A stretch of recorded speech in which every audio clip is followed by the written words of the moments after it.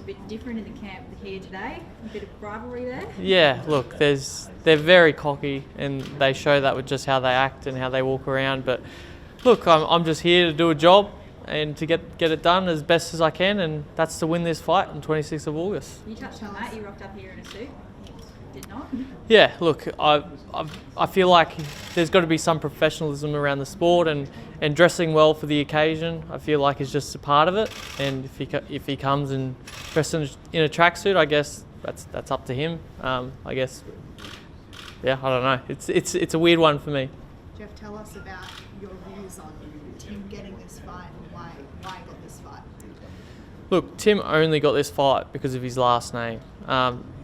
If he was Tim Smith or whatever, he wasn't going to be getting this fight, because I'd be looking at bigger and better things. But look, the Tszyu name is red hot. His father was an absolute legend, and that's exactly why this fight is happening. He just denied right then that he did a session with Dundee Kim. He just said, "Don't believe what you see." That our cameras caught him. What do you say to that? Look, I don't know why he's lying. It is obvious. You saw exactly what happened. You saw Dundee showing him some moves.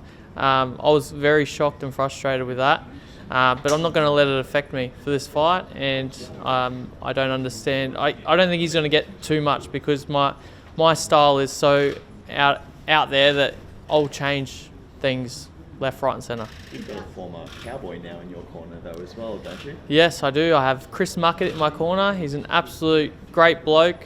He knows his stuff, very scientific. Knows how to get nice and strong, and I feel in the best shape I've felt, I think, ever since being with Chris Muckett now, and I'm very happy to have him on the team.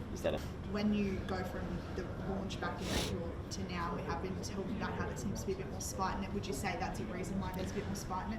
Look, Glenn and Dundee have never really got along supremely well, which is probably a reason why Dundee maybe did that with Tim, but look, I've got no hard feelings. I was just shocked and disappointed at what I saw. But at the end of the day, this fight's going to happen, and I do not plan on losing. Tell us about the odds. You touched on it just at the table. Look, yeah, I'm shocked at the odds. I can't believe that I'm that much of an underdog for this fight. But I love being underdog. It makes me fight, I think, to that next level. And stadium fight added in that. All these things are a mix of me having my greatest victories, and this is going to be one of them. Doesn't matter how many Queensland Origin series they win, they always go in with the underdog tag. Like, well, how does that play into your favour despite your calibre? Yeah, look, Queenslanders are underdogs a lot of the time, and especially in Origin. But look, I feel like this one is a bit of a blowout. I think we should definitely be favourite for this one with what I've done in the past, and I'll just have to prove that on the night. To be able to fight in front of 16,000 fans, how much more grateful are you given this current climate that we're in? Oh, it's great. It's great for everyone to be able to have an event like this, of this calibre, be up and running again. And 16,000 is absolutely great to have a crowd of people watching. Who knows, we could have more by then, and that would be absolutely fantastic as well. But it's just great to get everything going again. Tim talked about being obsessed with boxing and obsessed with his training. As an experienced boxer like yourself, is there a risk with that you can sometimes become way too focused on it? Yeah, look, I feel like everything should be balanced, and I've got, I think, the right amount of balance in boxing in my life. And yes, it is very, very important, but it is not my life. I feel like my family is my life, and that's 100%. He hasn't got that just yet, so I understand that he's that obsessed with boxing, but I guess I've been there and done that, and I still know what it takes to get that victory. That could give you an edge, just looking over at your wife and your kids. Yeah, 100%. If I know who I'm fighting for, and I'm fighting for my family, my kids, my wife, that gives you so much motivation. You have no idea what type of motivation it gives you to win. Japanese camp say the only reason they're fighting you is because of your surname. Well, in all honesty, every single one of my opponents has said that. Every single one of my opponents has said the exact same thing. So, I don't take things personal. So all I can do is beat him and punch him in the face. That's all I can do. Does it frustrate you? Does it frustrate you though to No. always have that? No, it doesn't frustrate me at all. I'm a calm guy, and I don't take things personal.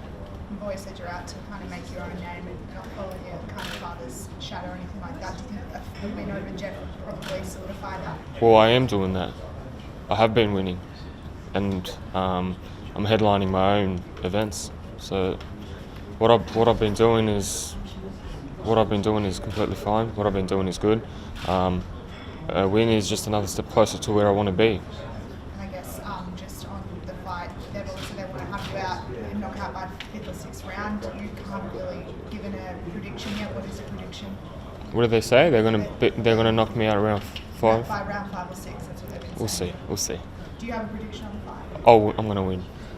You spoke a lot about obsession there, and this has been the only thing on your mind. Is there, I guess, too much thinking about it that you can do? No. Again, when he said he had that break, he maintained. I didn't maintain. I became better. That's the difference. And the stadium aspect of it, is there any thought at all into the kind of environment you will be fighting in at all? Do you have to? I was born and bred into this sport from a young age, before I knew how to walk. For him to say that, he doesn't know me. And trust me, I know myself more than anyone, and I'm ready for this. What will the preparations kind of look like for you? Are you going to try and get up here a little bit earlier to just acclimatise? Yeah, well, I'll come a week earlier, but I'll be ready. All my training's done in Sydney. I got my coach, I got my good sparring, and I'll be ready. And just with COVID, has it kind of made you realise you can't really take anything for granted anymore in sport? You really cherish every fight, every moment, things like that. Yeah, of course. But everyone's life took a stop. So we had to get through it, and now that it's everything's slowly recovering, it's good to be back in the sport. With the COVID stuff and, as you said, everything locking down and such, in a sense, with no white noise around, nothing else to focus on, has that helped you in the lead up to this fight? Yep, I'd say, it has helped me. Again, that word I said before, obsessed. Mentally, I'm more ready than anything, and I've become so obsessive with my boxing, and I sort of remember back in the days growing up with my dad and how he was, and I've taken that turn, and this is who I am, this is my sport, and this is what I'm going to do now. And back in February, obviously, you guys were pretty friendly. I guess, is there a different feel No. to this fight lead up now? No, I'm still friendly. I've got nothing against Jeff Horn. He's a great guy. He's done great things. He's beat a legend. There's nothing personal besides the fact that I want to win.